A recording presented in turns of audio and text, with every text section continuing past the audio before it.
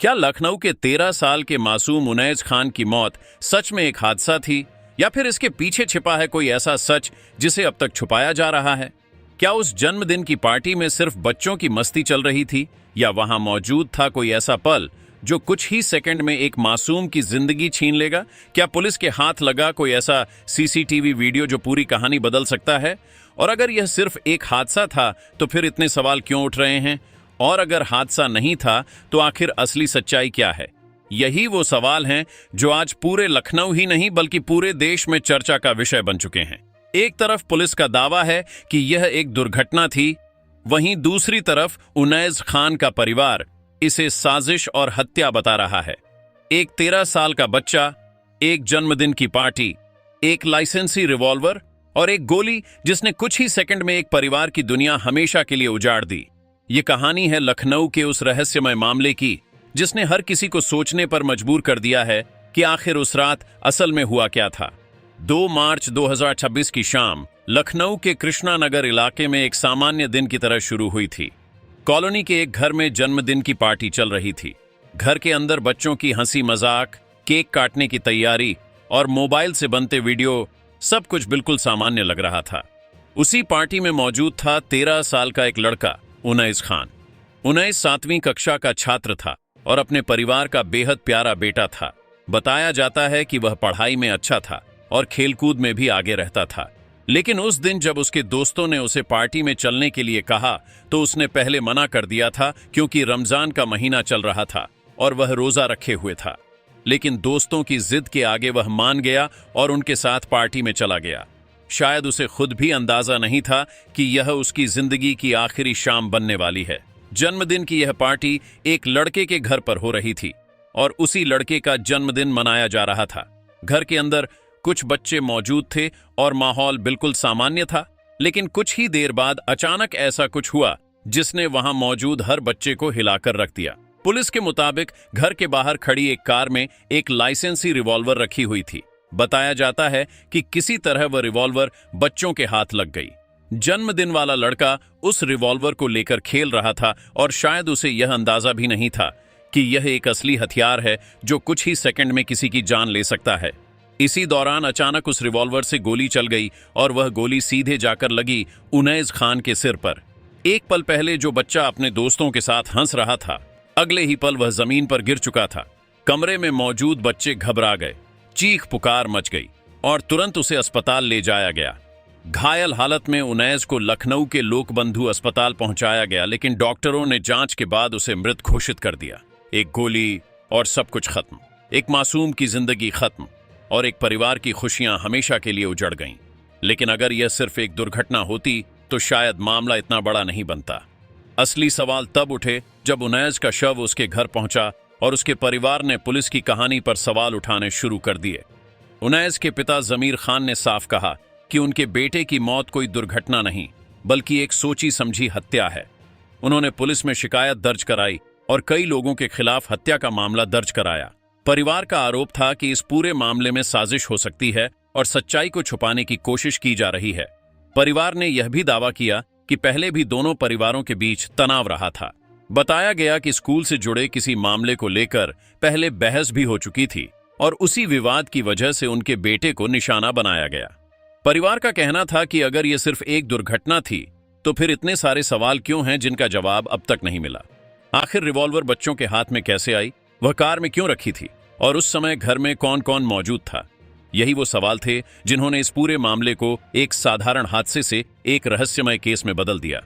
दूसरी तरफ पुलिस की शुरुआती जांच में यह कहा गया कि मामला एक्सीडेंटल फायरिंग का लग रहा है। पुलिस का कहना था कि पार्टी में मौजूद एक नाबालिग लड़के ने अपने पिता की लाइसेंसी रिवॉल्वर निकाल ली और उसी दौरान गलती से गोली चल गई।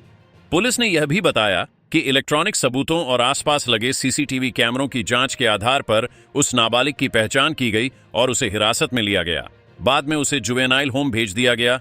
लेकिन पुलिस के इस बयान के बाद भी लोगों के मन में सवाल खत्म नहीं हुए, क्योंकि कई लोगों का कहना था कि अगर यह सिर्फ गलती से चली गोली थी तो वह सीधे माथे पर कैसे लगी। जैसे जैसे इस मामले की खबर फैलने लगी वैसे वैसे पूरे इलाके में गुस्सा बढ़ने लगा। लोगों ने मांग की कि मामले की निष्पक्ष जांच होनी चाहिए और असली सच्चाई सामने आनी चाहिए। कुछ सामाजिक संगठनों और नेताओं ने भी परिवार से मुलाकात की और न्याय की मांग की।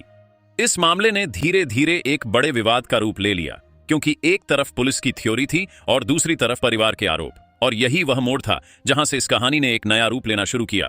पुलिस ने जांच को आगे बढ़ाते हुए घटनास्थल की फोरेंसिक जांच कराई और आसपास लगे सीसीटीवी कैमरों की फुटेज को खंगालना शुरू किया। कहा गया कि इसी तकनीकी जांच से कुछ अहम सुराग मिले हैं, जिनसे यह समझने की कोशिश की जा रही है कि उस रात आखिर हुआ क्या था।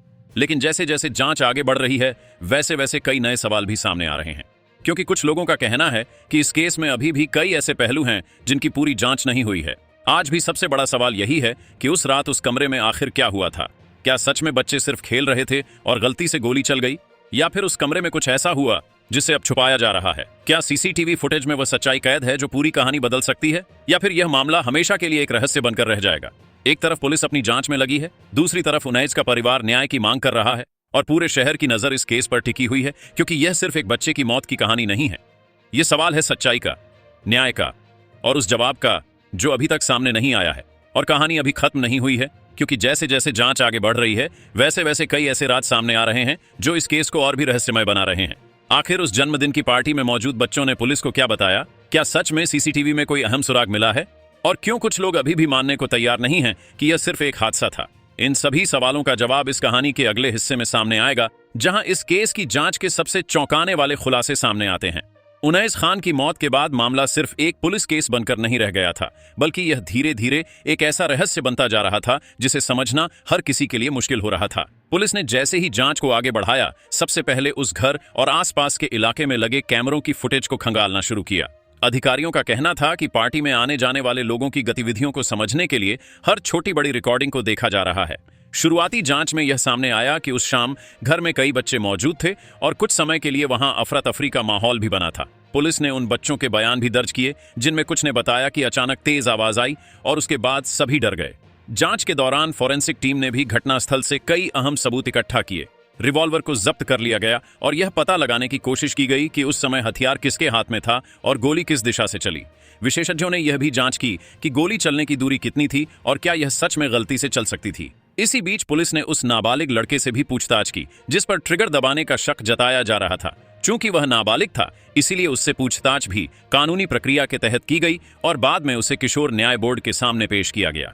दूसरी ओर उनैस का परिवार लगातार यह कहता रहा कि सच अब भी सामने नहीं आया है। परिवार के लोगों का मानना था कि उस कमरे में जो हुआ उसकी पूरी कहानी अभी सामने नहीं रखी गई। उन्होंने प्रशासन से निष्पक्ष जांच की मांग की और कहा कि अगर तकनीकी सबूतों की सही तरीके से जांच की जाए तो सच्चाई जरूर सामने आएगी। इसी वजह से इस मामले ने लोगों का ध्यान और भी ज्यादा खींच लिया, क्योंकि हर कोई जानना चाहता था कि आखिर उस शाम के कुछ सेकंड में ऐसा क्या हुआ जिसने एक मासूम की जिंदगी छीन ली। समय के साथ जांच आगे बढ़ती रही, लेकिन इस घटना ने एक गहरी सीख भी छोड़ दी। एक पल की लापरवाही, एक हथियार की असावधानी और कुछ सेकंड की चूक ने एक परिवार से उनका सबसे प्यारा सदस्य छीन लिया। आज भी उनैस के घर में उसकी यादें मौजूद हैं, उसकी किताबें, उसके खिलौने और वह सपने जो अब अधूरे रह गए। यही वजह है कि यह कहानी सिर्फ एक घटना नहीं, बल्कि एक चेतावनी बनकर सामने आती है कि जिम्मेदारी और सतर्कता कितनी जरूरी है, क्योंकि कभी कभी एक छोटी सी गलती भी ऐसी त्रासदी बन जाती है जिसे समय भी पूरी तरह नहीं भर पाता। और उनैस खान की यह कहानी भी शायद हमेशा उसी सवाल के साथ याद की जाएगी कि अगर उस दिन सब कुछ थोड़ा सा अलग होता तो शायद एक मासूम आज भी अपने घर में हंस रहा होता।